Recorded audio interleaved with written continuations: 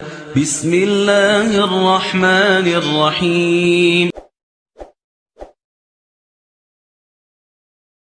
اس سے معلوم یہ ہوا کہ متا جو ہے نہ وہ نکاح ہے نہ متا جو ہے وہ ملک یمین ہے، اس لیے یہ کوئی علیحدہ ایک صورت ہے۔ اچھا، اسی طریقے پہ اب ہم آ جاتے ہیں حضور کے فرامین کی طرف۔ میں چونکہ حقائق کی بنیاد پہ بات کرتا ہوں، یہ حقیقت ہے کہ متا حضور کے زمانے میں بھی تھا، سیدنا صدیق اکبر کے زمانے میں بھی تھا،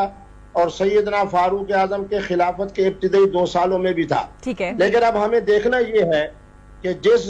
زمانے کے اندر، خلافت کے زمانے کے اندر اس متے کو حرام قرار دیا گیا، اس مجلس مشاورت میں کون کون سے حضرات موجود تھے؟ اس مجلس مشاورت میں دیکھتا ہوں بحیثیت طالب علم کے تو سیدنا علی الفرتضیٰ بھی تشریف فرما تھے، سیدنا عبداللہ ابن عباس بھی موجود تھے، حضرت سیدنا امام حسن مجتبیٰ بھی موجود تھے۔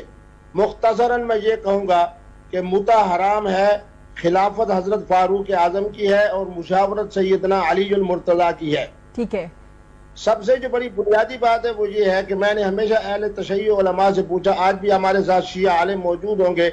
ان کی خدمت میں بھی عرض کر رہا ہوں کہ 12 حضرات ائمہ معصومین میں سے اگر کسی امام محترم نے، امام مبارک نے، امام مقدس نے، امام معصوم نے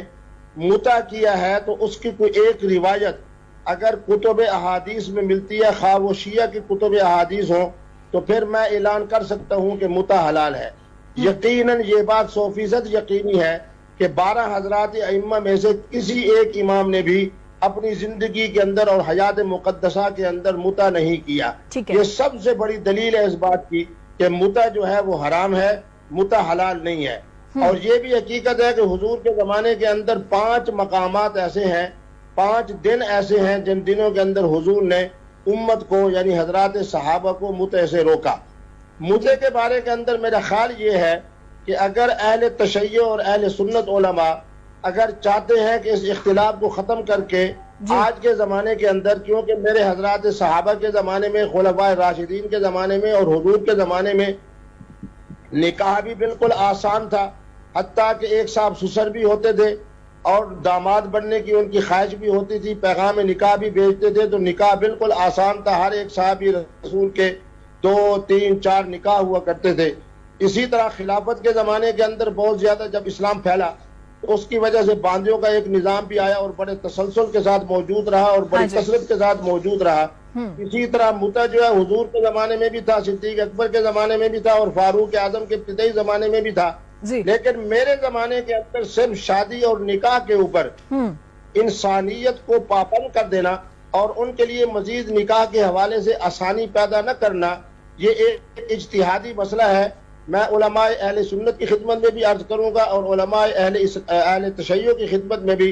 علماء اہل تشیع کی خدمت میں عرض یہ کروں گا کہ اگر وہ وقت کی پابندی ختم کر دیں، یعنی محترم اور محترمہ آپس میں متا کر لیں اس شرط کر کہ جب تک رہیں گے اکٹھے رہیں گے اور اس کے اندر کوئی وقت کی پابندی نہ ہو۔ اور ہمارے حضرات اہل سنت حضرات قرآن مجید کی 5ویں آیت جو ہے فَمَسْتَمْتَعْتُمْ بِهِ مِنْهُنَّ فَآتُوهُنَّ أُجُورَهُنَّ، 5واں پارہ ہے اور اس کی پہلی آیت مقدسہ ہے، اس کے اندر لفظ استمتاع آیا ہے۔ اہل سنت کے ہاں استمتاع ہو جائے اور اہل تشیع کے ہاں متا ہو جائے اور دونوں کے ہاں محترم اور محترمہ کی رضامندی سے کسی خاص وقت کی بجائے ایک زمانے تک کا ایک تعلق قائم ہو جائے، جسے آج کے زمانے میں ہمارے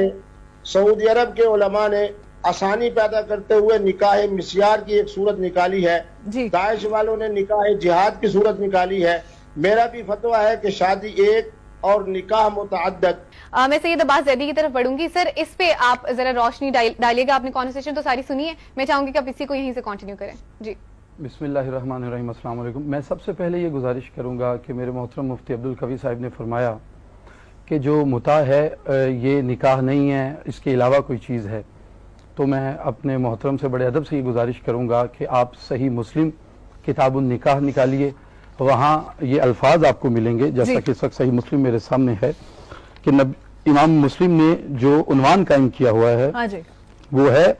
بابو نکاح المتع، نکاح متع کا باب، یعنی امام مسلم صحیح مسلم میں نکاح متع کا باب کے عنوان سے روایات نبی پاک علیہ الصلوۃ والسلام سے جو مروی ہیں وہ لکھ رہے ہیں، لہٰذا ہمیں دیکھنا چاہیے کہ جب صحیح مسلم جو عالم اسلام کی قرآن مجید کے بعد صحیح بخاری کے بعد مستند ترین کتاب ہے، جب اس میں متع کو نکاح کے عنوان سے لکھا ہے تو ہمیں بھی اس رعایت کا خیال کرنا چاہیے۔ اور اگر میں صحیح بخاری شریف جو میرے سامنے موجود ہے اس کی کتاب النکاح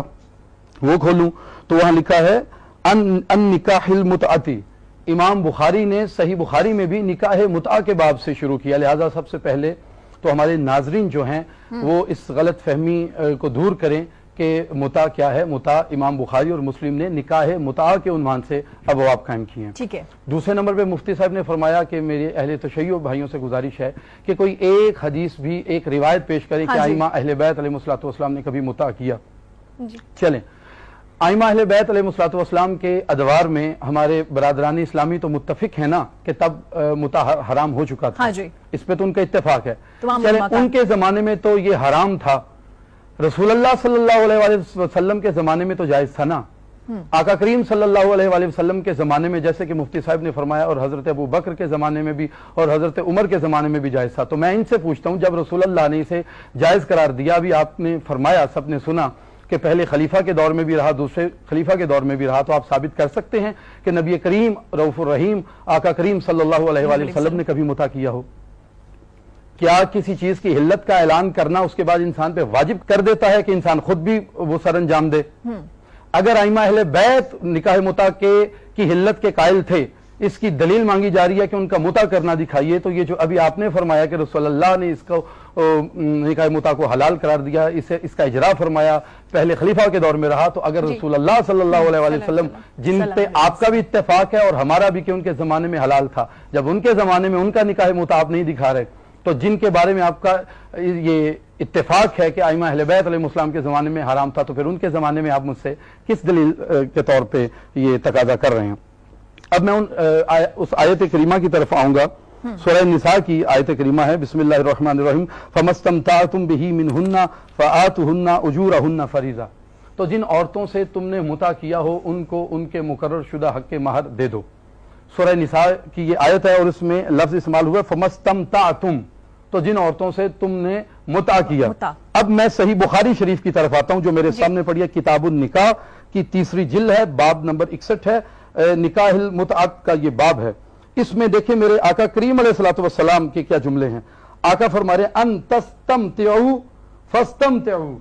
عالم اسلام کی سب سے صحیح ترین کتاب ہمارے برادران اسلامی کی صحیح بخاری میں حدیث نمبر 107 تیسری جلد سے پڑھ رہا ہوں کہ آقا نے فرمایا ان تستمتعوا فاستمتعوا،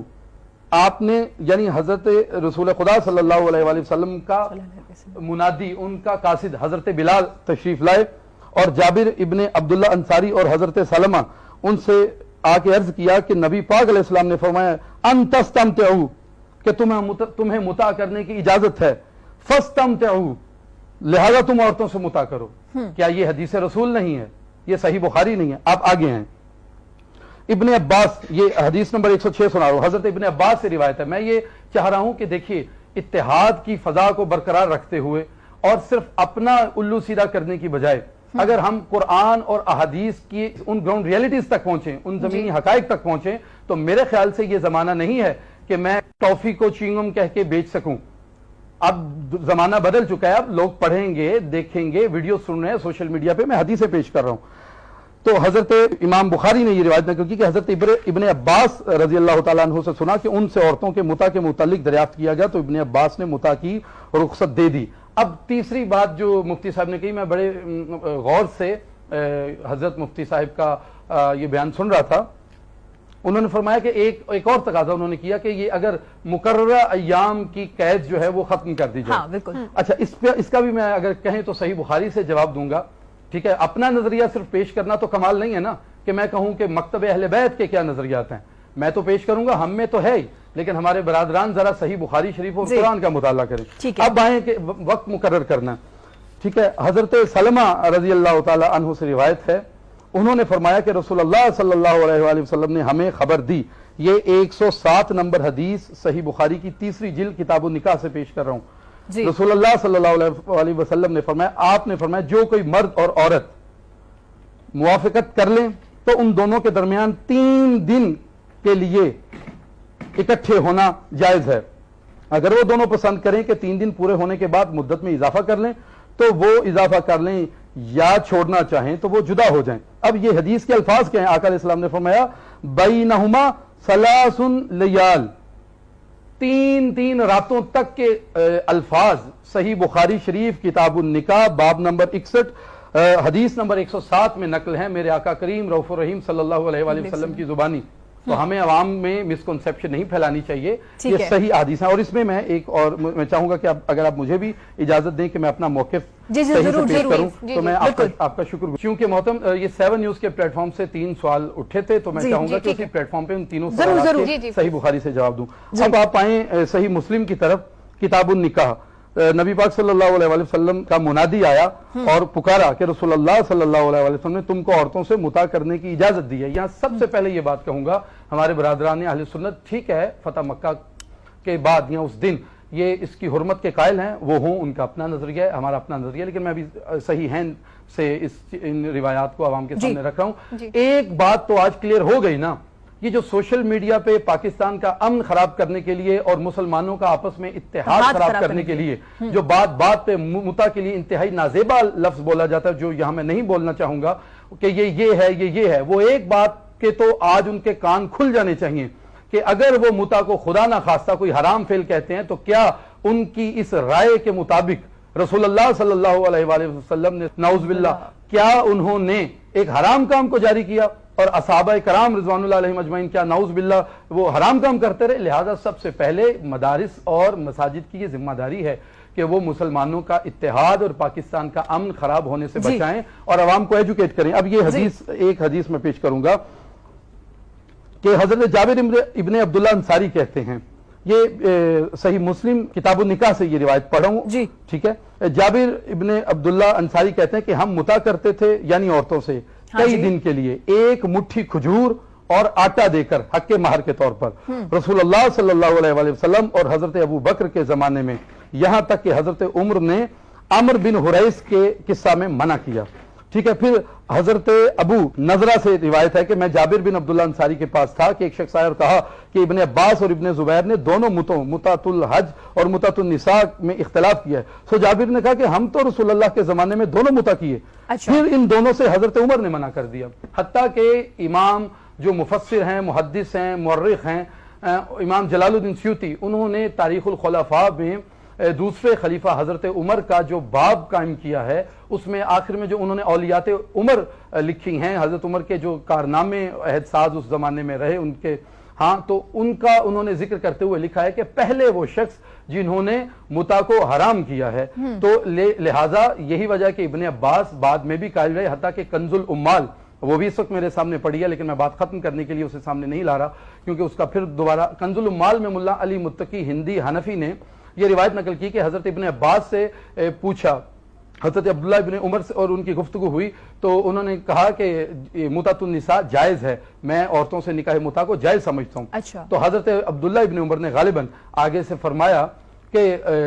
हजरत अबू बकर और हजरत उमर इससे मना करते थे। तो हजरत इब्ने अब्बास ने फरमाया मैं तुम्हें रसूलुल्लाह की हदीसें सुनाता हूं और तुम मुझे हजरत अबू बकर और हजरत उमर की बातें बताते हो। ये कंजुल उम्माल में मुल्ला अली मुत्तकी हिंदी हनफी ने लिखा है। लिहाजा इसमें इस बात को तस्लीम कर लेना चाहिए कि इसमें बाद में इख्तिलाफ था और उस इख्तिलाफ में सहाबा की एक बड़ी जमात इस तरफ थी जो हिल्लत की कायल थी, एक जमात उस तरफ थी जो हुर्मत की कायल थी। हुर्मत वाले असहाब के नजरिए के पैरोकार हमारे इंतहाई वाजिबुल एहतराम बरादरान अहले सुन्नत हैं और जो हिल्लत के कायल असहाब हैं उस नजरिए के पैरोकार मकतब अहले तशय्युअ के अफराद हैं। ठीक है, आपकी बात को अब मैं डॉक्टर अली वक़ार की तरफ लेके जाऊंगी। डॉक्टर अली, आपको बाकायदा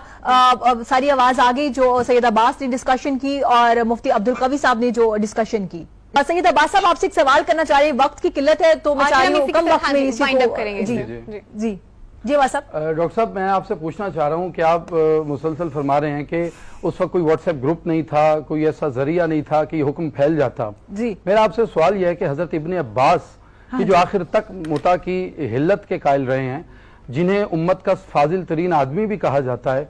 तो आप बता सकते हैं रसूलुल्लाह सल्लल्लाहु अलैहि वसल्लम के बाद वो कितना अरसा जिंदा रहे? तकरीबन निस्फ सदी से ज्यादा वो जिंदा रहे। हुजूर मेरी गुजारिश, तकरीबन निस्फ सदी से ज्यादा जिंदा रहे। 50 साल से ज्यादा जिंदा रहे। आप क्या फरमाते हैं कि 50 साल में मुफस्सिर आजम और रसूलुल्लाह के चचा हुजूर, अगर आप मुझे इजाजत दें कि मैं बात कंप्लीट कर सकूं, कि आप समझते हैं कि मुफस्सिर आजम और रसूलुल्लाह और मौला अली अलैहिस्सलातु वस्सलाम के जो चचा के बेटे हैं और जो मदीना में ही रहे हैं, उन तक रसूलुल्लाह का पैगाम ना रसूलुल्लाह की हयात तैयबा में फतह मक्का के बाद चंद साल में पहुंचा, ना हजरत अबू बकर के दौरे खिलाफत में पहुंचा कि रसूल हराम कर चुके हैं, ना हजरत उमर के दौरे खिलाफत की इब्तदाई सालों में पहुंचा, हत्ता कि आखिरी उम्र तक वो उम्मत को मसाइल बताते रहे, आयात की तफसीर बताते रहे, लेकिन उन्हें मुता की हुर्मत का रसूलुल्लाह का ऐलान ना पहुंचा। हुजूर ये खिलाफ अक़्द बात है। हम कैसे तस्लीम करें कि निस्फ सदी से ज्यादा एक सहाबी जिंदा रहा है रसूलुल्लाह के बाद और निकाह की हिल्लत का कायल है और हम कहें उस तक खबर नहीं पहुंची। हाँ, आप ये कहें कि हमारे नजदीक अभी भी हराम है रसूलुल्लाह की फतह मक्का वाली हदीस की बुनियाद पे, लेकिन आप अगर ये कहें कि नौज़ बिल्लाह तमाम सहाबा की अप्रोच नहीं थी उस हदीस तक, तो ये मेरे ख्याल से हजरत इब्न अब्बास आपका भी जवाब